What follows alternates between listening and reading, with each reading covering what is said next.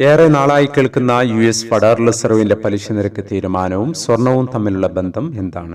Federal open market committee പലിശ നിരക്ക് കുറക്കുമ്പോൾ കുറയുന്ന പലിശ നിരക്ക് മൂലമുണ്ടാവുന്ന നഷ്ടം വിട്ട് നിക്ഷേപകർ കൂടുതൽ മെച്ചപ്പെട്ട മേഖല എന്ന നിലയിൽ സ്വർണത്തിലേക്ക് തിരിയുമെന്നതിനാലാണ് അത് വിപണിക്ക് ഗുണകരമാകുന്നത്. ഇന്നലെ രാത്രി US federal reserve 50 basis point പലിശ നിരക്ക് കുറച്ചുകൊണ്ട് തീരുമാനം അറിയിച്ചതോടെ സ്വർണ്ണ വിപണി അന്താരാഷ്ട്ര മാർക്കറ്റിൽ ഔൺസിന് $2,600 പരിധിയിലേക്ക് ഉയർന്നിരുന്നു.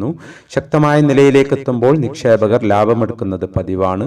ഡാറ്റയ്ക്ക് ശേഷമുള്ള പ്രാഥമിക പ്രതികരണം എന്ന നിലയിൽ $ഡോളർ ശക്തി പ്രാപിച്ചതോടെ ഇന്നലെ രാവിലെ സ്വർണ്ണവില പ്രഖ്യാപിക്കുമ്പോൾ ഔൺസിന് $2,575 പരിധിയിലായിരുന്ന സ്വർണ്ണവില ഇന്ന് $2,564 പരിധിയിൽ നേരിയ കുറവോടെ നിലനിൽക്കുന്നുവെങ്കിലും വരും സമയങ്ങളിൽ ഇന്നലെ വന്ന ഡാറ്റയുടെ പ്രതിഫലനം വിപണിയിൽ പ്രതീക്ഷിക്കാം.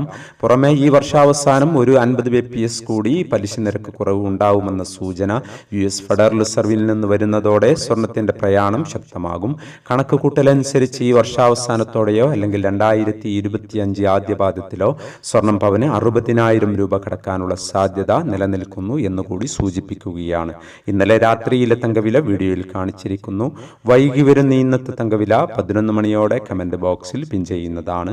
എല്ലാ വ്യൂവേഴ്സിൽ നിന്നും ഒരു ലൈക്ക് പ്രതീക്ഷിച്ചുകൊണ്ട് ഇന്നത്തെ സ്വർണ്ണവില നോക്കാം. ഇന്ന് പവന് 200 രൂപ കുറഞ്ഞു. ഇന്ന് 19/9/2024 പവന് 54,600, ഗ്രാമിന് 6,825. ഭിന്നിച്ചു നിൽക്കുന്ന KGSTA, സ്വർണ്ണഭവൻ എന്നീ സംഘടനകളും ഇന്ന് ഔദ്യോഗിക വില തന്നെയാണ് പ്രഖ്യാപിച്ചിരിക്കുന്നത്. ഈ വീഡിയോ നിങ്ങൾക്ക് ഉപകാരപ്രദമെങ്കിൽ വീഡിയോക്ക് താഴെ ലൈക്ക് ചെയ്യാൻ മറക്കരുത്. Thank you for watching.